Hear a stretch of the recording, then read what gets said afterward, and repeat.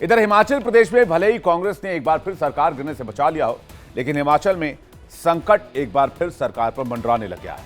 दरअसल कांग्रेस के 6 बीजेपी जो बागी हुए हैं, वो बीजेपी में, कांग्रेस के 6 बागी बीजेपी में शामिल हो गए, तो 3 निर्दलीय विधायकों ने इस्तीफा देकर सीएम सुक्खू की धड़कनें और बढ़ा दी हैं। स्पेशल रिपोर्ट आपको दिखाते हैं।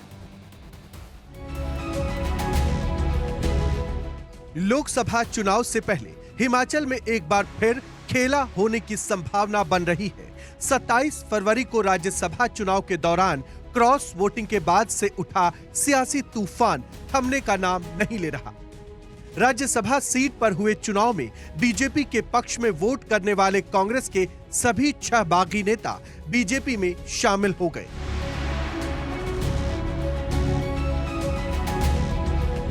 बीजेपी में शामिल हुए नेताओं में सुधीर शर्मा है, जो 4 बार विधायक रहे, कांग्रेस सरकार में मंत्री भी रहे, कांग्रेस के राष्ट्रीय सचिव भी रहे। दूसरा नाम राजेंद्र राणा का है, जो 3 बार से लगातार विधायक है। ये जनाब भी कांग्रेस के कार्यकारी अध्यक्ष रह चुके हैं।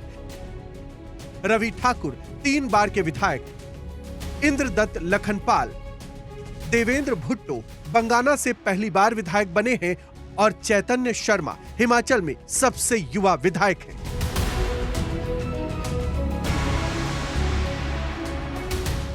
दरअसल लंबे वक्त से यह चर्चा चल रही थी कि कांग्रेस के बागी विधायक बीजेपी में शामिल हो सकते हैं। आज इस चर्चा पर विराम लग गया। हिमाचल बीजेपी अध्यक्ष डॉक्टर राजीव बिंदल पहले से ही दिल्ली में मौजूद हैं। गुरुवार को 6 बागी नेताओं की बीजेपी राष्ट्रीय अध्यक्ष जेपी नड्डा से मुलाकात हुई, तब भी बिंदल वहीं मौजूद थे। सब बीजेपी की योजना के मुताबिक हुआ। जहां कांग्रेस के 6 बागी विधायक बीजेपी में शामिल हो गए, तो उधर राज्यसभा चुनाव में बीजेपी प्रत्याशी को वोट देने वाले 3 निर्दलीय विधायकों ने विधानसभा सदस्यता से इस्तीफा दे दिया। करीब 25 दिन बाद हिमाचल लौटे इन निर्दलीय विधायकों ने शिमला में विधानसभा सचिव को अपना इस्तीफा सौंपा। हिमाचल में जो मौजूदा हालात बन रहे हैं, इससे एक बड़ा सवाल खड़ा हो रहा है। तो क्या अब 9 सीटों पर उपचुनाव होंगे? क्योंकि हिमाचल प्रदेश में बागी विधायकों की सदस्यता रद्द कर दी गई है। ऐसे में लोकसभा चुनाव के साथ 1 जून को 6 विधानसभा सीटों पर उपचुनाव होंगे। लेकिन अब ये माना जा रहा है कि देहरा, हमीरपुर सदर और नालागढ़ में भी उपचुनाव होंगे। हालांकि 3 सीटों पर अभी आयोग की तरफ से घोषणा होगी, तभी चुनाव करवाए जाएंगे। हिमाचल प्रदेश में विधानसभा की 68 सीटें हैं, लेकिन 6 विधायकों की विधायकी रद्द की जा चुकी है। 3 विधायकों ने इस्तीफा दे दिया है। अब कुल 59 विधायक बचे हैं। ऐसे में यदि 9 सीटों पर उपचुनाव होता है और भाजपा सभी सीटें जीत जाती है, तो कांग्रेस और भाजपा दोनों का आंकड़ा 34-34 का हो जाएगा। भाजपा के पास बहुमत तो रहेगा, लेकिन सरकार बनाने के लिए आंकड़ा 35 चाहिए। ऐसे में हिमाचल में या तो राष्ट्रपति शासन लगेगा या फिर दोबारा विधानसभा चुनाव होंगे। भाजपा यही सियासी आकलन लगाकर चल रही है कि दोबारा चुनाव में उन्हें फायदा हो सकता है। हालांकि इससे इतर बीजेपी एक अन्य फॉर्मूला पर भी काम कर रही है। इससे प्रदेश में उपचुनाव ही नहीं, मध्यावधि चुनाव की स्थिति तक पैदा हो सकती है। Bureau report, India daily live. तो उधर कर्नाटक में कांग्रेस की सरकार ने बीजेपी पर बड़ा एलिगेशन लगाया।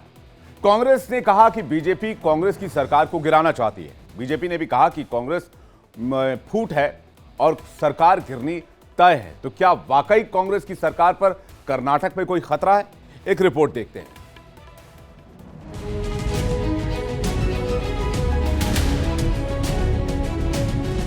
कर्नाटक के मुख्यमंत्री सिद्धरामैया ने आरोप लगाया है कि बीजेपी ऑपरेशन लोटस के तहत सत्तारूढ़ कांग्रेस के प्रत्येक विधायक को इस्तीफा देने के लिए 50 करोड़ रुपए की पेशकश कर रही है।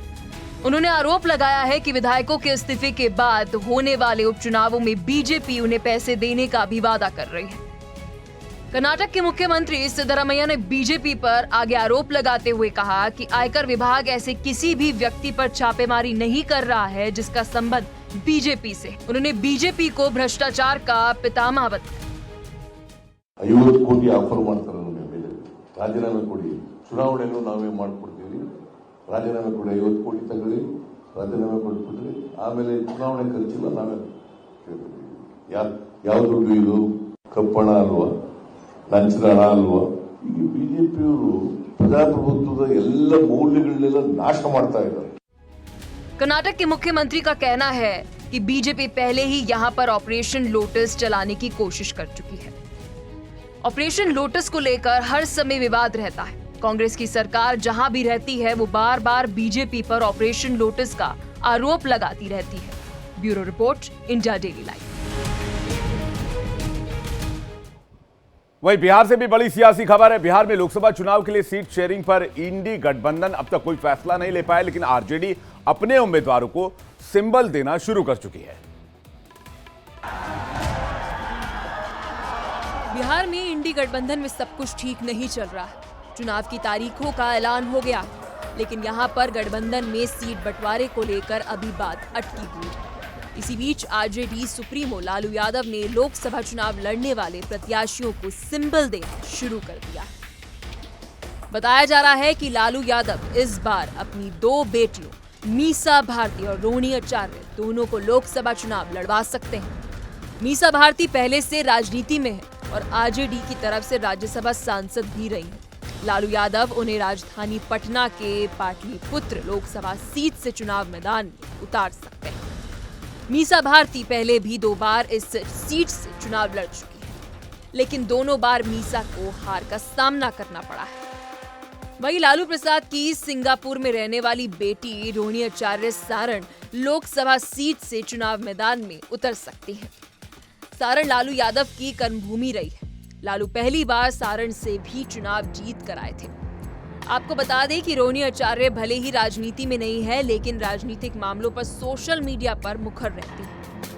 इनके ट्वीट से बिहार की राजनीति में कई बार सरगर्मियां भी बढ़ जाती हैं। रोहिणी तेजस्वी यादव को सोशल मीडिया पर भरपूर सपोर्ट भी करती है। बिहार में कांग्रेस और आरजेडी के बीच सीट शेयरिंग को लेकर बात नहीं बन रही है और विवाद गहराता जा रहा है। यही वजह है कि लालू यादव ने अपनी पार्टी के हर संभावित सीट पर प्रत्याशियों को पार्टी सिंबल देना शुरू कर दिया है। सूत्रों के मुताबिक लालू ने कल 6 और उम्मीदवारों के नाम को फाइनल कर दिया है।